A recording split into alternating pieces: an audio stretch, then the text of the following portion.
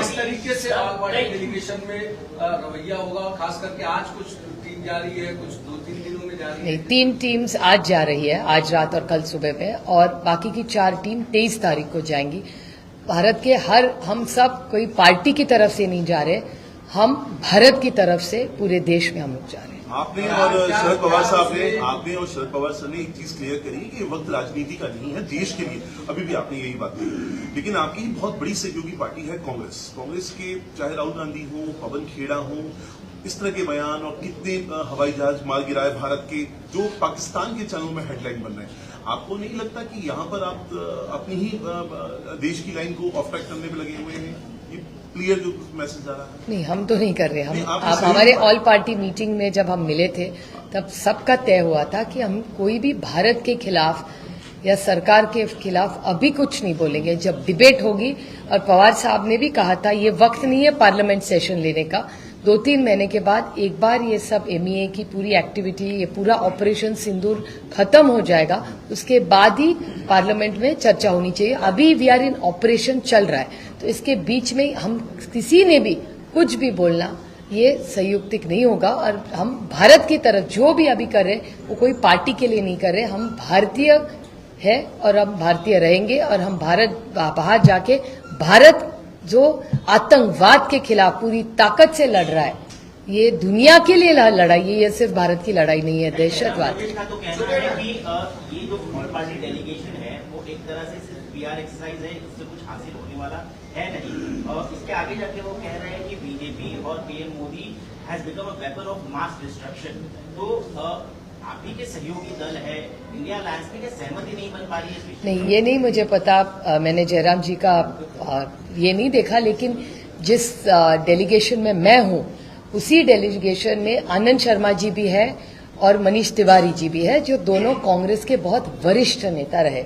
और मनीष जी तो बहुत बड़े नेता, एक्सटर्नल अफेयर्स में भी काफी लिखते हैं, उनका नॉलेज भी, दोनों आनंद शर्मा जी का और मनीष जी का बहुत सालों से व्यापक उन्होंने पढ़ाई की है उसके बारे में। और प्रदेश हो या देश में जब भी ये ऐसी एक्सटर्नल अफेयर्स की चर्चा होती है, दोनों को एक्सपर्ट्स इस देश में नहीं इस दुनिया में माना जाता है, और वो दोनों जा रहे हैं हमारे साथ।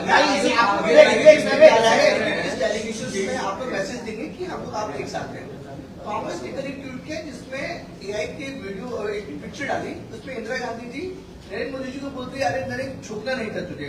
पूरी कविता लिखी है जिसमें कटाक्ष किया गया है ऑपरेशन सिंदूर के ऊपर, सीज़फायर के ऊपर। मैम आपका क्या रिएक्शन है इसके ऊपर? मैंने तो देखा नहीं। आप ये सवाल कांग्रेस के जो है कांग्रेस पार्टी को पूछे, मैं कैसे बोला सकती हूँ कांग्रेस? अपोजिशन पार्टीज की तरफ से बयान दिए जा रहे हैं मैम, अपोजिशन पार्टीज की तरफ से बयान दिए जा रहे हैं ऑपरेशन सिंदूर को लेके। मल्लिकार्जुन खड़गे हैं जो कांग्रेस के अध्यक्ष, उन्होंने कहा कि ये छुटपुट जंग थी, छोटी सी जंग है, मल्लिकार्जुन खड़गे कह रहे हैं। छोटी या बड़ी जंग होती है एक तो, और मैं खुद हमेशा कहती हूँ कि ये जंग हमारे लिए तो ये दहशतवाद के खिलाफ है। और हमारी लाइन ऑल पार्टी मीटिंग में भी हर पार्टी भी, खड़गे साहब के लिए भी मैं बड़ी विनम्रता, हमारे बड़े वरिष्ठ नेता है, उस मीटिंग में भी खड़गे साहब ने यही कहा था। एक सवाल ये है कि जिस तरीके से BJP ने या सरकार ने अपने आप नाम तय कर लिए, कई पार्टी के नेताओं ने ये कहा कि हमने जो नाम दिए थे, जो नाम तय हुए थे, उसके अलावा अपने से नाम तय कर लीजिए, जिसको लेकर के काफी ज्यादा अंदर खाने में भी नाराजगी रही। किरण रिजिजू को आपको भी फोन आया, उद्धव को भी फोन किया, कैसे देखती है और क्या सरकार? ये मुझे पता नहीं सबके बारे में। हमारे यहाँ हम सबको जो फ्लोर लीडर्स है लोकसभा के, हम सबको फोन आया था। बाकी का कह नहीं सकती, हमारे पार्टी का मैं कह सकती हूँ क्योंकि मेरा मैं जानती हूँ। मैं फ्लोर लीडर हूँ NCP की लोकसभा में, मुझे फोन आया था। फिर मैंने किरण रिजिजू ने जब कहा कि आपकी पार्टी, और ये पार्टी का सवाल नहीं है, देश का सवाल है, सुप्रिया तुमको 10 दिन जाना पड़ेगा। बस जब देश का मामला है स्वाद में, और हमारी लाइन पहले से क्लियर ही थी कि जब देश का सवाल होगा तो हम इसमें राजनीति नहीं करेंगे। आप जब चूंकि आप डेलीगेशन लेकर जा रहे हैं, तो संजय राउत से कुछ समय पहले पूछा है कि आप लोग विदेश जाकर बात क्या करेंगे, तो आप प्लीज बताइए जरा उसका। नहीं, एक तो वो ब्रीफिंग होगी 23 को, और जो भी ब्रीफिंग होगी वो हम वापस आएंगे उसके बाद ही आपको बताएंगे, क्योंकि इट्स एन MEA ब्रीफिंग। इस तरह सहयोगी आपके हैं, उनके इस तरह के बयान देश का भी मोरल डाउन करते, जो सांसद नहीं, मेरे ख्याल से आप नहीं, आप ये सवाल उनको, और प्रियंका जी भी डेलीगेशन में है, वही स्पष्टता से उनकी पार्टी के क्या लाइन है। लेकिन मुझे इतना जरूर पता है कि उद्धव जी और किरण रिजिजू की बात हो चुकी है और उन्होंने ग्रीन सिग्नल दे दिया है कि लोग जाएंगे। बाकी उनके पार्टी में क्या हुआ है मुझे नहीं पता। आप डेलीगेशन का हिस्सा हैं, लेकिन राहें बताए विपक्ष की अलग अलग पार्टियां एक सवाल खड़ा कर रही हैं, क्या हमारी विदेश नीति फेल हो गई इसलिए डेलीगेशन भेजना पड़ रहा है? It's a multi prong solution और it's a multi prong outreach programme.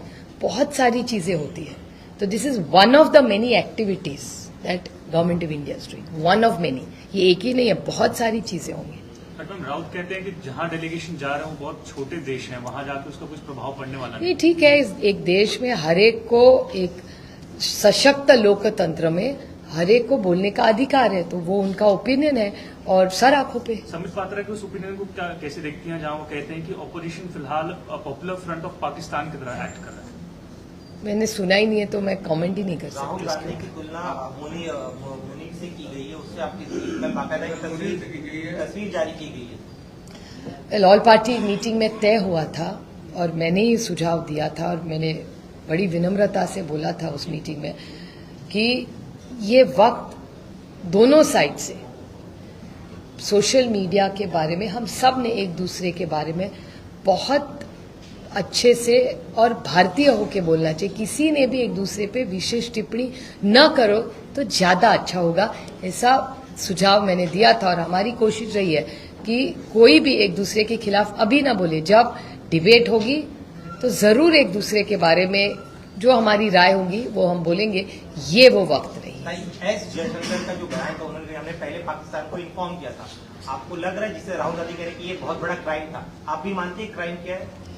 ये मैं अभी नहीं, मुझे जो बोलना है मैं फ्लोर ऑफ द हाउस पे बोलूंगी जब पार्लियामेंट में डिबेट होगी। This is not the time. एक सवाल और, चूंकि बात पाकिस्तान के साथ हर तरह का जितने टाइज थे वो हमने खत्म कर दिए हैं, लेकिन बावजूद उसके अभी इस तरह की इन्वेस्टिगेशन निकल के आ रही हैं चीजें कि ऑनलाइन पोर्टल्स जो होते हैं हमारे, उनके जरिए पाकिस्तान, मेड इन पाकिस्तान की जो चीजें हैं भारतीय घरों में भी पहुंचाई जा रही है। यहाँ तक कि कई चीजें ऐसी हैं जिनके ऊपर तो इम्पोर्ट डेट या इम्पोर्ट कोड भी नहीं लिखा हुआ, बताता है तो इलीगल तरीके से भारत में आया है।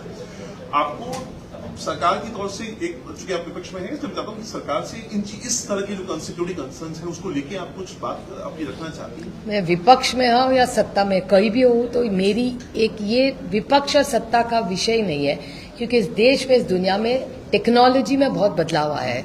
और अगर आप मेरे 3-4 साल पहले के भाषण सुने, उसमें मैंने डार्क नेट के बारे में बहुत बार मैंने बोला है, क्योंकि इस पूरे तंत्रज्ञान में जो बदलाव आ रहे हैं, जो स्पीड उसमें आ रहा है, उसमें ब्लैक डार्क डीप नेट जो आता है, जिसको डार्क नेट कहते हैं, डीप फेक कहते हैं, ये सारी चीजें दुनिया भर में सब जगह है। How you going to control it? तो ये सिर्फ इंडिया पाकिस्तान अभी की सस्ता उसके लिए नहीं है, दुनिया भर का बड़ा प्रॉब्लम है। भले ड्रग्स हो, बहुत सारी ऐसी जो चीजें हो जो इलीगल हो, ये बहुत सारी ऐसे राइटअप्स आए, स्टडीज आए कि ये वो डार्क नेट से बहुत सारी चीजें होती है। तो मेरे ख्याल से इसमें जैसे दहशतवाद के खिलाफ हम लड़ते हैं, ये जो डार्क नेट चल रहा है उसको उस पे कैसे कोई साइंस या कुछ सोल्यूशन निकले, इसमें हम सब में सोचना है, क्योंकि वो ज्यादा बड़ा चैलेंज हम सबके सामने खड़ा है। और एक बात सामने उभर कर आ रही है, जो यूट्यूब इन्फ्लुएंसर्स है और ज्योति मल्होत्रा जैसे लोग जो सामने आ रहे हैं, और उनको स्पाई के तरीके से इस्तेमाल किया गया था इस अटैक के लिए, कितना तथ्य आप मानती है और क्या इसके बारे में कुछ और जानकारी आप? ये तो वक्त ही बताएगा। आई थिंक आपके चैनलों में रोज दिखाए जा रहे हैं, वीडियोस दिखाए जा रहे हैं, तो मेरे ख्याल से जब तक इंक्वायरी पूरी ना हो उस पर बोलना ठीक नहीं होगा, मुनासिब नहीं होगा। तो जब तक ये इंक्वायरी पूरी खत्म हो जाएगी, एक 10-15 दिन में, जब तक हम लोग वापस आ जाएंगे तब तक और क्लैरिटी आएगी। तो एक बार हम वापस आए तो ग्लोबली भी क्या चल रहा है, ऑपरेशन सिंदूर में ये सारे जो ग्रुप्स आ गए, हमारा भी डिब्रीफिंग होगा जब हम वापस आएंगे। सरकार से भी डिब्रीफ का सब ब्रीफिंग हम लोग करेंगे, एमईए को बता देंगे बार बार क्या चर्चा हो रही है, और ये सारी चीजें मेरे ख्याल से अगले 10-15 दिन में ज्यादा हम सबको पता चलेगा। कितने दिन का कार्यक्रम आप लोगों का विदेश दौरे का है, और उस दौरान देशों का चयन किस आधार पर हुआ है कि इस देश में जाने से इस तरीके नहीं, वो सब अहमियत तय करती है, हमने थोड़ी तय किया है। हमने सिर्फ नाम दिया है और पासपोर्ट दिया है बस। बाकी देश की सेवा में अगर जाना हो तो थोड़ी पूछेंगे, वो जहाँ भेजेंगे देश के लिए पहुंच जाएंगे हम लोग। आपके बैच में और कौन है और एक स्वर में बात करने का आपके पास नहीं कोई ऐसा प्रोग्राम? हम भारतीय बन के जा रहे हैं तो सवाल ही नहीं है। हमारी पूरी बैच, सिर्फ मेरी नहीं, सारे जो सांसद जा रहे हैं उनको हमारे कलेक्टिव ब्रीफिंग हमारी होगी और जो कहेंगे वो हम अच्छी तरह से जिम्मेदार। आप सोच रहे हैं कि कितनी बड़ी जिम्मेदारी है हम पे। भारत की तरफ से हम 50 लोग जा रहे हैं। ये हमारा सौभाग्य है कि देश के लिए हमें ये करने की, छोटी सी सेवा करने का हमारा सौभाग्य है। इतना ही तो। सबका सवाल ये है कि आप बोल रही थी हम एक सुर में बात करेंगे। बिल्कुल।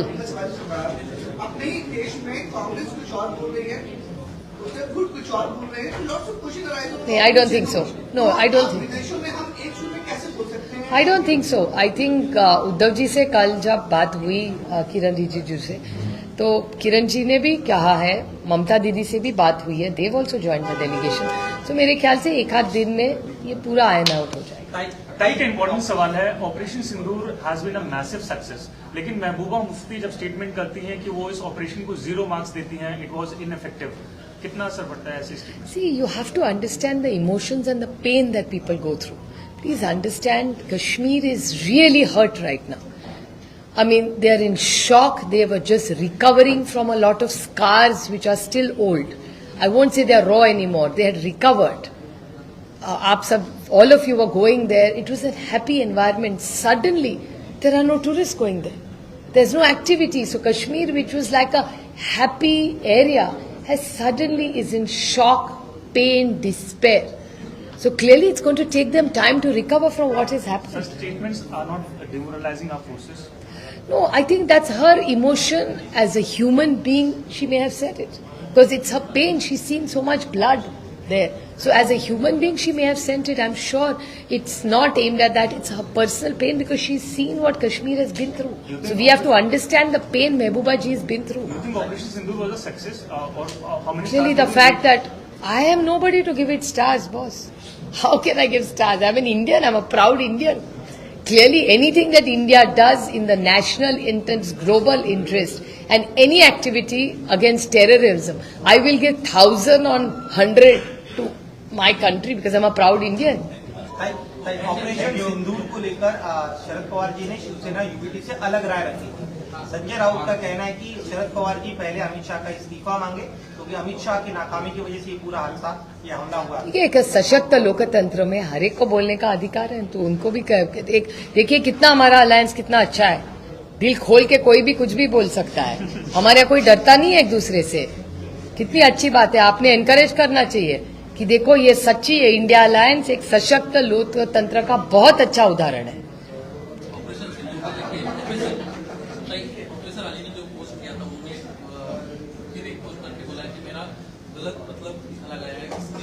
मेरे ख्याल से उनको अभी बेल भी मिल चुकी है, अभी आधे घंटे पहले फोन भी आया था। तो मेरे ख्याल से ऐसी चीजें होनी नहीं चाहिए। उनके गलत, अगर उनका जो किया था वो दुख की घटना है, और ऐसे टाइम में हम सब ने ये अरेस्ट वगैरह नहीं होनी चाहिए। मुझे भी लगता है कि उनको अरेस्ट नहीं होना चाहिए था। मैं सुप्रीम कोर्ट की बहुत आभारी हूँ कि उन्होंने उनको बेल दी थी। Thank you very much.